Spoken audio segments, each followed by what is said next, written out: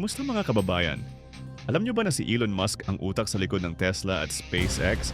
May chika na baka sa 2031, makakapag-selfie na tayo sa Mars? Oo mga kapatid, hindi na sci-fi ito. Totoo na. Pero teka, ano nga ba ang Mars? Gaano kalayo yan? At kaya ba talaga nating sumigaw ng mabuhay doon? Sa videong ito, tuklasin natin ang plano ni Elon Musk na magpadala ng tao sa Mars. Kung ano ang hitsura ng buhay doon at kung ready ka na bang maging unang Pinoy astronaut. May mga kwento, tawa at hugot pa. Kaya panoorin hanggang dulo kasi may twist na magugulat ka.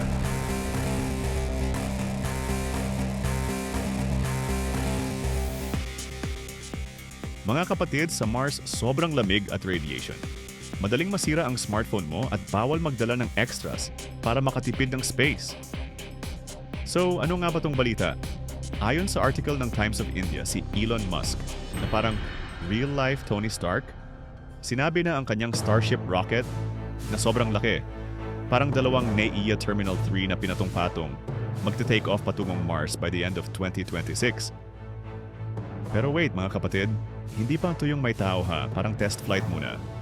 Sabi niya, kung smooth ang landing nito, baka by 2031, may tao nang mabuhay mula sa Mars, selfie stick pa ang dala. Imagine mo, 2031, may Pinoy na doon.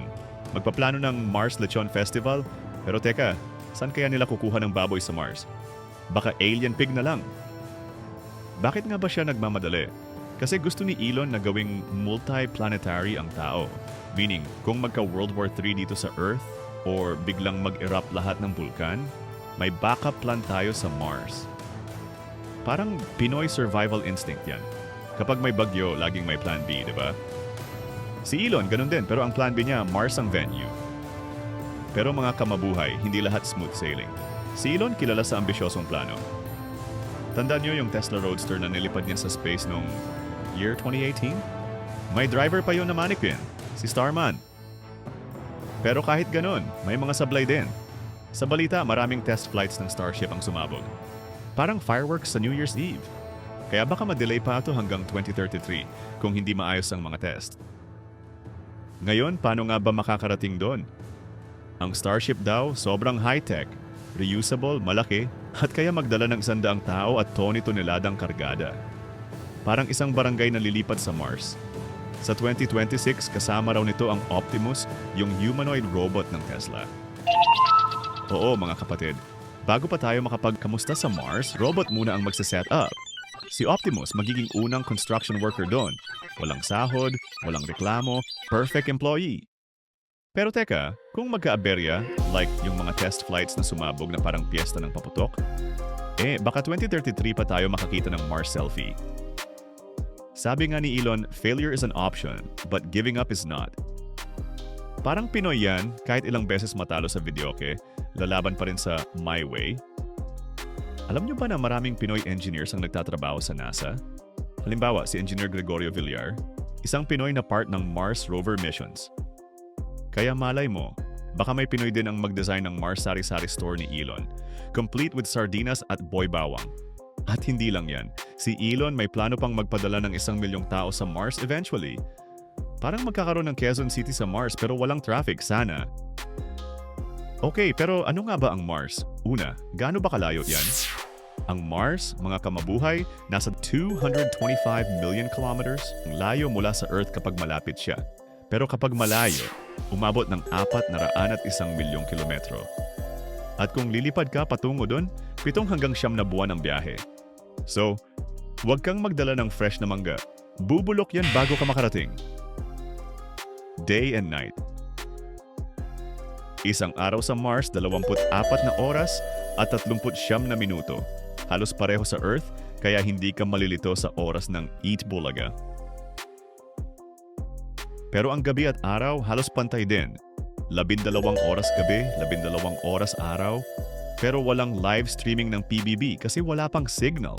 Climate and weather. Ang klima, malamig, sobrang lamig. Average temperature, minus 65 degrees Celsius, parang bagyo na inilagay sa freezer. Pero sa araw, pwedeng umabot ng 20 degrees Celsius sa equator, parang bagyo ulit, pero walang pine trees. Walang ulan, walang bagyo kasi manipis ang atmosphere. Walang tubig na umuulan tulad dito. Pero may dust storms, mga kamabuhay. Minsan umabot ng buwan ng storm parang habagat na walang ulan, puro alikabok. Seasons. May 4 na seasons ba tulad sa Earth? Oo, pero iba. Dahil tilted ang Mars, may spring, summer, fall, at winter din, pero doble ang haba. Kasi isang taon sa Mars, 687 Earth days. So kapag summer dun, medyo mainit. Pero kapag winter, mas malamig pa sa Pasko sa Tagaytay. Soil and terrain. Ang lupa?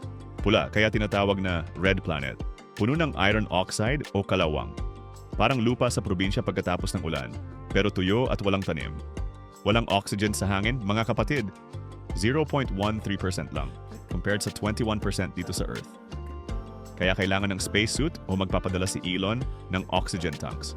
Parang oxygen bar sa mall, pero sa Mars. So, kung magpaplano ka ng Mars Lechon Festival, kailangan mo ng solar-powered oven kasi walang kuryente. At ang tubig, nagyayelo sa ilalim ng lupa, kailangan mo munang tunawin. Parang ice candy na hinintay mong matunaw sa init. Elon's vision. Bakit nga ba Mars ang target ni Elon? Gusto niyang gawing tahanan to ng tao, parang plan B ng humanity. Sabi niya, gusto niyang maging self-sustaining ang Mars colony.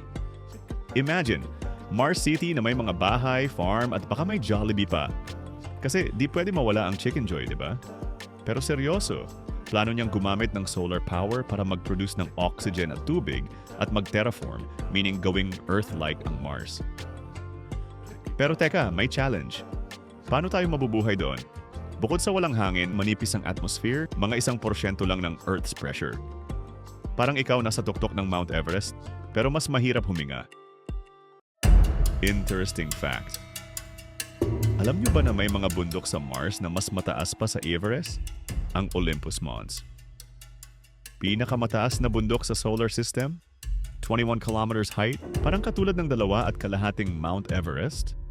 Kaya kung mahilig kang mag-hiking, may challenge ka sa Mars. Ngayon isipin natin, ano ang buhay ng Pinoy sa Mars? Una, kailangan natin ng spacesuit kahit maglalaba ka lang kasi walang hangin. Pero knowing Pinoys, magkakaroon ng Mars Barrio Fiesta. May banderitas pa kahit sa loob ng dome. At syempre, magpaplano ng videoke night. Pero teka, paano kaya nila kakantahin ng My Way kung wala pang signal para sa Magic Sing? At yung food? Baka magtanim ng kamote sa Mars kasi madali yan itanim kahit sa red soil. Pero kung may Jollibee, sigurado Chicken Joy pa rin ang bestseller. Kahit 1,000 piso na ang presyo kasi imported ang manok mula Earth. At syempre, hindi mawawala ang Pinoy resilience. Kahit malamig, kahit walang ulan, makakahanap ng paraan ang Pinoy para magtanim ng gulay, magluto ng sinigang. Sabi nga, kung may tiyaga, may nilaga, kahit sa Mars pa yan. So mga kamabuhay, kung sakaling maging totoo to, ready ka na bang maging Mars Explorer? Sabihin natin 2031 na, may sign-up sheet na si Elon, magvo-volunteer ka ba? Or baka naman gusto mo munang mag-training?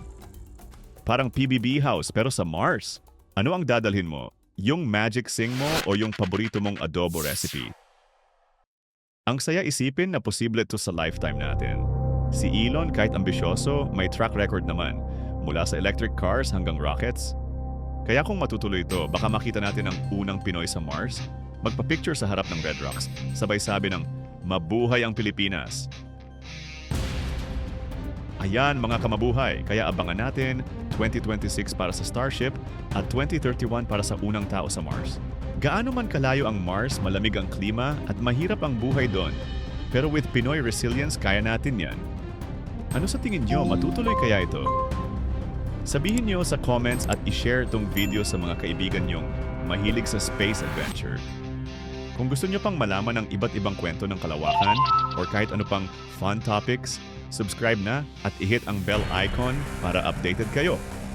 Salamat sa panonood at kita-kits ulit sa Earthman o sa Mars Mabuhay.